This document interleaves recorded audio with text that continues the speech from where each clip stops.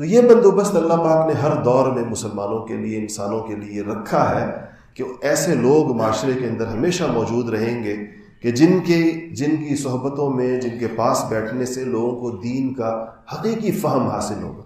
حقیقی شعور حاصل ہوگا، ان کو پتہ چلے گا کہ دین کہتے کس کو. اور یہ جو کتابی دین ہے اور یہ جو سننے اور سنانے والا دین ہے اور صرف پڑھنے اور پڑھانے والا دین ہے، یہ ایک معلومات کی کہ جس کو کہنا چاہیے اس میں اضافہ ہے. اور یہ علم انسان کے لیے اگر اس کے ساتھ عمل نہ ہوا تو یہ آخرت میں اس کے لیے وبال بن جائے گا. آخرت میں انسان سے پوچھا جائے گا کہ تمہیں یہ بھی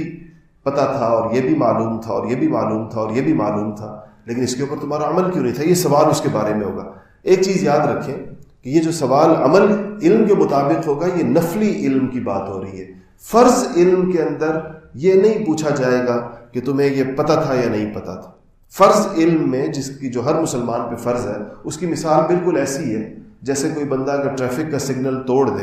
اور آگے اس کو ٹریفک سارجنٹ پکڑ لے تو یہ اسے کہے کہ مجھے تو اس بات کا نہیں پتہ تھا کہ سرخ بتی کے اوپر رکا جاتا ہے، میں تو سمجھا تھا کہ سرخ بتی پر چلتے ہیں اور سبز پہ رکتے ہیں، میں تو یہ سمجھا تھا. تو یہ عذر